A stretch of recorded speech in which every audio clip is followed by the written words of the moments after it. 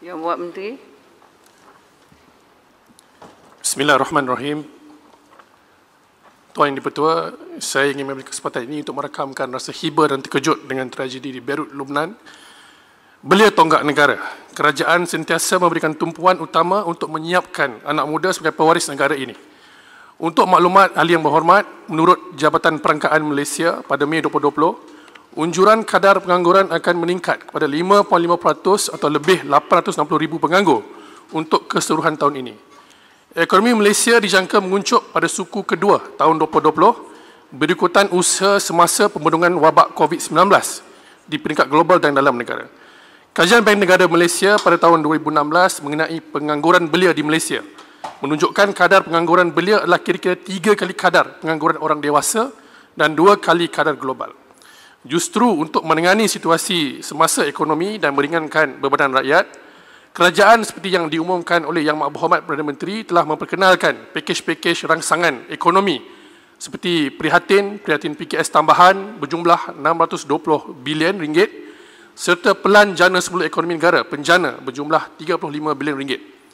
Selain itu, Kementerian Belia dan Sukan telah memulakan inisiatif kolaborasi rentas kementerian bagi menjalinkan sinergi dan koordinasi berkaitan belia yang boleh dilaksanakan secara bersama berdasarkan fungsi dan keupayaan setiap pelaksana.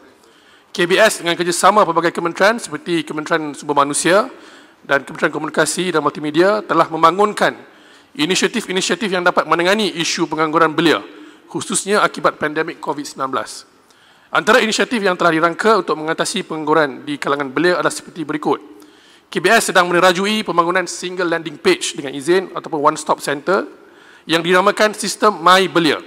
Sistem ini menyediakan maklumat bersepadu integrated system tentang inisiatif-inisiatif yang telah disediakan oleh kerajaan dan bukan kerajaan yang merangkumi peluang pekerjaan, penciptaan pekerjaan, latihan dan kemahiran serta dana dan kemudahan yang ditawarkan dilaksanakan oleh pelbagai agensi kerajaan atau bukan kerajaan.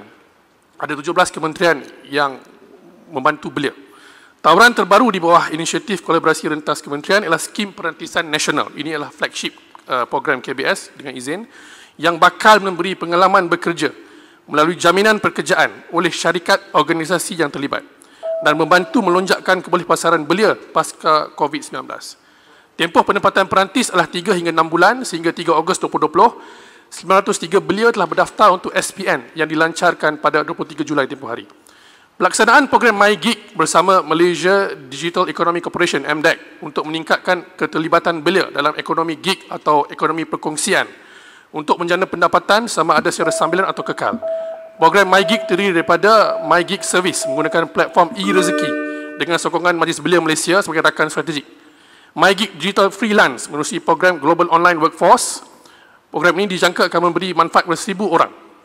Program ini memperkenalkan peluang pekerjaan baru seperti digital dengan kemahiran tertentu seperti programming, pereka grafik dan lain-lain perkhidmatan. Selain daripada itu, KBS akan turut melaksanakan kolaborasi bersama Kementerian Sumber Manusia yang mencipta sehingga 5,000 peluang pekerjaan kepada belia. Inisiatif Place and Train yang diperkenalkan oleh Pembangunan Sumber Manusia Berhad, PSMB, akan turut menawarkan reskilling dan upskilling kepada belia yang terlibat melalui Institut Latihan Kemahiran Belia dan Sukan ILKBS di bawah KBS. KBS juga turut memperkasa belia melalui kursus-kursus instruktur kecergasan dan rekreasi di peringkat kebangsaan, negeri dan daerah bagi yang berminat dalam kerjaya bidang sukan. KBS juga menjalankan program TVET-preneur di Institut Latihan Kemahiran Belia dan Sukan dengan pemberkasaan kurikulum bidang keusahawanan. Antaranya ialah inkubator dan makerspace membuka peluang untuk graduan TVET menceburi bidang keusahawanan terutamanya bidang teknologi. KBS melalui LKBS bekerjasama dengan Kementerian Panjang sangat jawapan, menggulung ni. Sikit lagi. Untuk melahirkan agropreneur dan juga pembangunan kesyamalan Career Cube melalui web-based seminar dan Impact Malaysia di bawah KBS Talent Corp untuk My Mega Fair. Jadi KBS melalui inisiatif kolaborasi lintas kementerian bersama dengan kementerian lain akan terus meneroka ruang baru untuk dimanfaatkan. Terima kasih.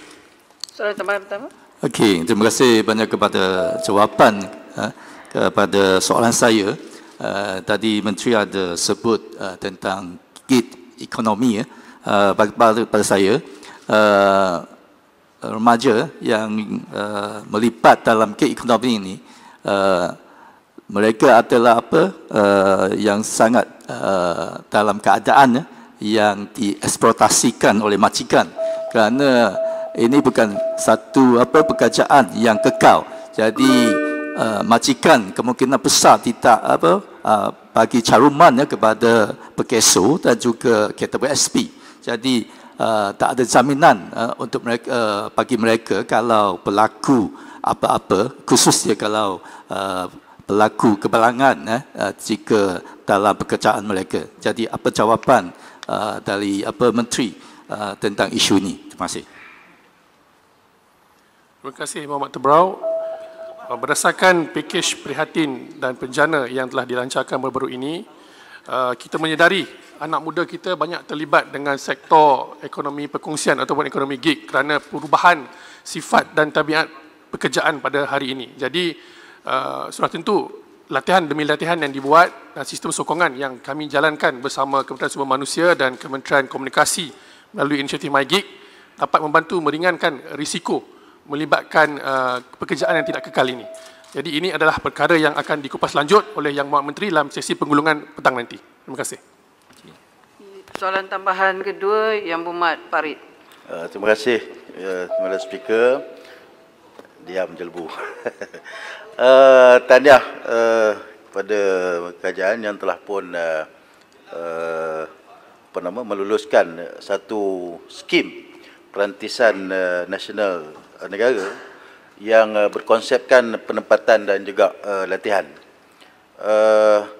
dengan jaminan pekerjaan. Saya ingin bertanya, berapakah jumlah syarikat dalam dan juga luar negara yang telah pun bekerjasama dengan kementerian bagi melaksanakan skim ini, dan adakah kerajaan bercadang untuk menerokai sektor ekonomi baru yang boleh diusahakan oleh belia masa kini dan tidak mengharapkan semata-mata makan gaji, tetapi sebaliknya mereka juga boleh untuk menjana pendapatan sendiri. Terima kasih.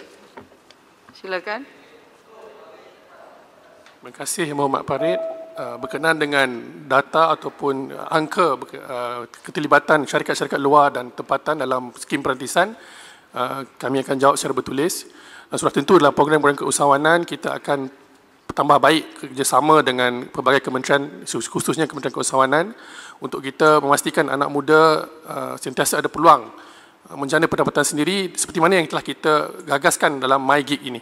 Jadi itulah peluang yang telah kita bantu dan insya-Allah ada pertambahan-pertambahan lain nanti dalam inisiatif mendatang. Terima kasih.